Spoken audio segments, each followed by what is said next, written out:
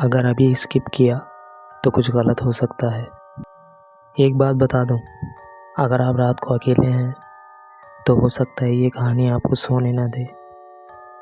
ये कहानी एक ऐसी कॉल की है जो ज़िंदा इंसान से नहीं बल्कि कब्र से आई थी।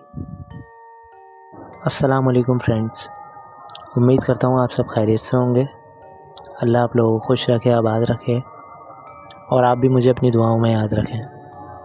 बढ़ते हैं स्टोरी की तरफ। रात का वक्त था, घर में सब सो चुके थे और मैं अकेला अपने कमरे में बैठा था। घड़ी की सुई ने जब 2:13 बजाए, मेरे मोबाइल पर अचानक कॉल आई। नंबर प्राइवेट था, कोई नाम नहीं, सिर्फ एक लंबा सा साइलेंस। मैंने सोचा शायद कोई गलती से कॉल आ गई हो, लेकिन जब कॉल रिसीव की, उधर से किसी ने सांस ली, गहरी, थकी हुई, जैसे मिट्टी के अंदर से आ रही हो। फिर एक आवाज़ आई, बेटा, मैं बहुत अकेली हूँ। मेरा जिस्म सुन हो गया। ये आवाज़ बिल्कुल मेरी माँ जैसी थी, लेकिन मेरी माँ को गुजरे हुए 40 दिन हो चुके थे। मैं चीख कर बोला, कौन हो तुम? ये मजाक बंद करो। उधर से आवाज़ आई, मैं मजाक नहीं कर रही, मैं कब्र में हूँ। कॉल कट गई। मोबाइल मेरे हाथ से गिर गया। दिल इतनी ज़ोर से धड़क रहा था कि लग रहा था कि सीना फट जाएगा। मैंने फ़ौरन आयतुल कुर्सी पढ़ी, लेकिन दिल को सुकून नहीं मिला। अगली रात बिल्कुल उसी वक्त 2:13 फ़ोन फिर बजा। इस दफ़ा स्क्रीन पर लिखा था अननोन वॉइस मैसेज। मैंने प्ले दबाया। बैकग्राउंड में मिट्टी गिरने की आवाज़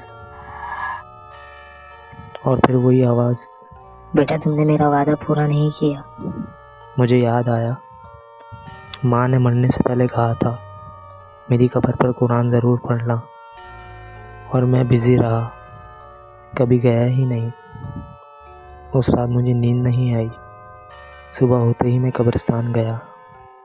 माँ की कब्र पर बैठकर सूरह यासीन पढ़ी। पढ़ते वक्त मेरा मोबाइल फिर वाइब्रेट हुआ। इस दफ़ा कॉल नहीं, सिर्फ एक SMS था। अभी भी देर नहीं हुई, मेरा जिस्म कांप उठा।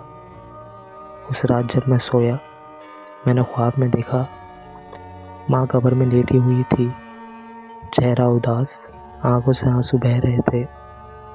उन्होंने कहा, बेटा, कब्र का अज़ाब बहुत सख्त होता है, यहाँ सिर्फ दुआ का सहारा होता है। मैं चीख कर उठ गया। अगली सुबह मैंने एक आलिम दीन से बात की। उन्होंने कहा, मरने वाले कब्र से कॉल नहीं करते, लेकिन अल्लाह कभी कभी ज़िंदा लोगों के दिल हिला देता है। उन्होंने मुझे कहा, माँ के लिए सदका दो, कुरान ख़त्म करो और नमाज कभी ना छोड़ना। मैंने वही किया। उस दिन के बाद ना कोई कॉल आई, ना मैसेज, लेकिन कहानी यहीं ख़त्म नहीं होती। 40 दिन बाद रात 2:13, वही वक्त, मेरा मोबाइल खुद ब खुद ऑन हुआ। स्क्रीन पर सिर्फ एक लाइन लिखी थी, अब मुझे सुकून है। और उसके बाद मोबाइल हमेशा के लिए बंद हो गया। आज भी जब मैं कब्रिस्तान के पास से गुज़रता हूँ, मुझे लगता है कोई आवाज़ कहती है, ज़िंदा रहकर भी कब्र को याद रखा करो। और यार, एक और बात कि आप लोग वीडियो देखने के बाद लाइक और सब्सक्राइब ज़रूर कर दिया करें, क्योंकि वीडियो बनाने में बहुत मेहनत लगती है।